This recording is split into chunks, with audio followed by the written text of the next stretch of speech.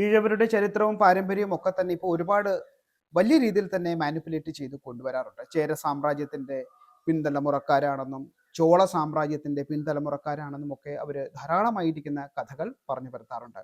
അതോടൊപ്പം തന്നെ ശ്രേഷ്ഠമായ ഒരു പാരമ്പര്യം ഉണ്ടായിരുന്ന ഇല്ലവ വിഭാഗത്തിന്റെ പൂർവികരാണ് ഈഴവരെന്നും അവർ പറഞ്ഞു വരുന്നുണ്ട്. വളരെ സിമ്പിൾ ലോജിക്കിൽ നമുക്ക് ഈഴവരെ ഒന്ന് നോക്കിക്കാണാൻ പറ്റുമോ എന്ന് നോക്കാം.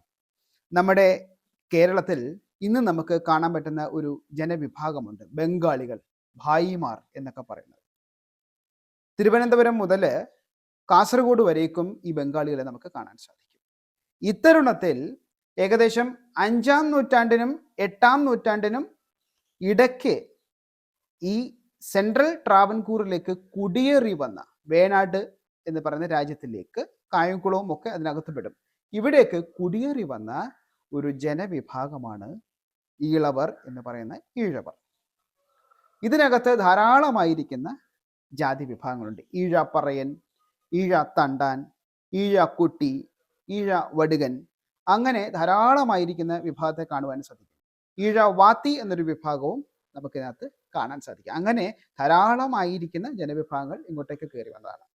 നേരത്തെ നമ്മൾ സൂചിപ്പിച്ചിരുന്നു, ബംഗാളികളെ സ്വീകരിക്കാൻ നമുക്ക് ഇപ്പോഴും വൈമനസ്യം ഉള്ളതുപോലെ തന്നെ ഈളത്ത് നാട്ടിൽ നിന്നിട്ട് കേരളത്തിലേക്ക് കുടിയേറി വന്ന ജനവിഭാഗത്തിനോട് ഇവിടെ ഉണ്ടായിരുന്ന അടിസ്ഥാന ജനവിഭാഗങ്ങളും അധികാര ജനവിഭാഗങ്ങളും വൈമനസ്യം കാണിച്ചിട്ടുണ്ട്. അതുകൊണ്ട് തന്നെയാണ് ക്ഷേത്രാരാധന തുടങ്ങിയിരിക്കുന്ന കാര്യങ്ങളിലൊക്കെ തന്നെ ഇവരെ കടത്തുവാൻ വേണ്ടിയിട്ട് ഇവിടെ ഉണ്ടായിരുന്ന ജനങ്ങൾ വൈമനസ്യം കാണിച്ചിരുന്നത്.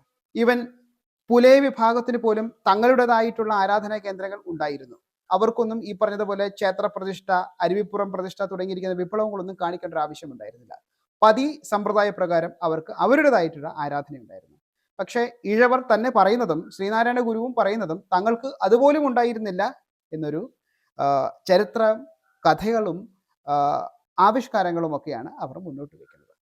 അപ്പോൾ ഇതിനകത്തൊന്നും നമ്മൾ മനസ്സിലാക്കേണ്ടത്, ഇന്ന് ബംഗാളികൾ ഇവിടെ ഉണ്ടായിരിക്കുന്ന പ്രാദേശിക ജനവിഭാഗത്തെ വിവാഹം കഴിച്ച് അവരുമായി ബാന്ധവത്തിൽ ഏർപ്പെട്ട് ബംഗാളികളുടെ ശൃംഖല വലുതാക്കുന്നത് പോലെ പണ്ട് 5-ാം നൂറ്റാണ്ടിനും 8-ാം നൂറ്റാണ്ടിനും ഇടയ്ക്ക് കേരളത്തിലേക്ക്, മധ്യ കേരളത്തിലേക്ക് കുടിയേറി വന്ന കുടിയേറ്റക്കാരായിരിക്കുന്ന ഈളവർ അല്ലെങ്കിൽ ഈഴവർ ഇവിടെ ഉണ്ടായിരുന്ന അടിസ്ഥാന ജനവിഭാഗങ്ങളുമായി ബന്ധത്തിലേർപ്പെട്ട് വളർന്ന് പടർന്ന് പന്തലിച്ചുണ്ടായതാണ് ഇന്നത്തെ ഈഴവ വിഭാഗം. അതോടൊപ്പം തന്നെ മറ്റ് ജാതി ഗോത്രങ്ങളെയും ഇവരോടൊപ്പം തന്നെ വലിച്ചടിപ്പിച്ചു ശ്രീനാരായണ ഗുരുവിന്റെ വരവോടുകൂടി. ഇതാണ് ഈഴവരുടെ യഥാർത്ഥ ചരിത്രം.